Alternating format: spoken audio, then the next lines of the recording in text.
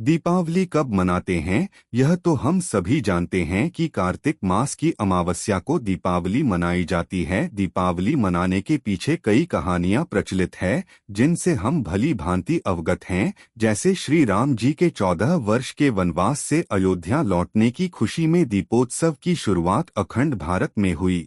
इस दिन माता लक्ष्मी, गणपति जी और माता सरस्वती की पूजा का विधान है। किंतु इस साल यानी 2024 में भ्रम फैला हुआ है कि दिवाली 31 अक्टूबर को मनाए या 1 नवंबर 2024 को। मेरे मतानुसार दिवाली 31 अक्टूबर को ही मनानी चाहिए, क्योंकि दीपावली पूजन हमें संध्या उपरांत ही करना होता है। हमें पहले तिथि के बारे में समझना होगा। हिंदू काल गणना के अनुसार मास में 30 तिथियां होती हैं। चंद्रमास एक अमावस्या के अंत से शुरू होकर दूसरे अमावस्या के अंत तक रहता है। अमावस्या के दिन सूर्य और चंद्र का भौगांश बराबर होता है।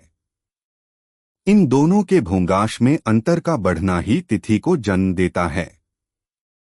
सरल शब्दों में तिथि को समझाएं तो चंद्रमा की चाल ही तिथि का निर्धारण करती है। चंद्रमा एक समय में कितना चला वही समय तिथि कहलाता है।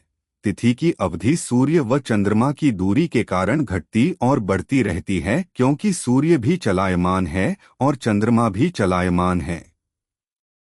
शास्त्रों के अनुसार सूर्य उदय के समय हमें जो तिथि प्राप्त होती है वही पूरे दिन मानी जाती है। जिस प्रकार यदि आज सूर्य उदय के समय प्रथम तिथि है तो पूरे दिन प्रथम तिथि ही मानी जाएगी, किंतु हो सकता है कि 10:10 पर या फिर किसी भी समय प्रथम तिथि खत्म होकर द्वितीय लग चुकी हो, किंतु अगले सूर्य उदय तक हमें प्रथम तिथि ही मानना होगा। इस कारण तिथि क्षय और तिथि वृद्धि होती है।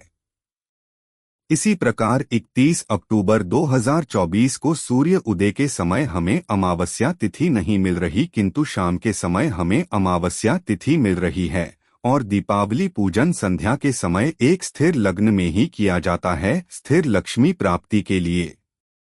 इसी समय हमें निश्चित काल की भी प्राप्ति हो रही है। इसी मत के अनुसार हमें 31 को ही दीपावली पूजन करना चाहिए, क्योंकि 1 नवंबर 2024 को सूर्य उदय के समय तो हमें अमावस्या तिथि मिल रही है, किंतु संध्या समय हमें अमावस्या तिथि नहीं मिल रही। उसे समय पड़वा यानी प्रथम तिथि आरंभ हो चुकी होगी। तो फिर बिना अमावस्या के पूजन कैसे संभव है? आप सभी से अनुरोध है कि दीपावली 31 अक्टूबर 2024 को ही मनाएं, जिससे आप सभी को माता लक्ष्मी की पूर्ण कृपा प्राप्त हो सके। इसी प्रकार के और तथ्यों को जानने के लिए अपने इस चैनल को सब्सक्राइब करें और लाइक शेयर कमेंट करें।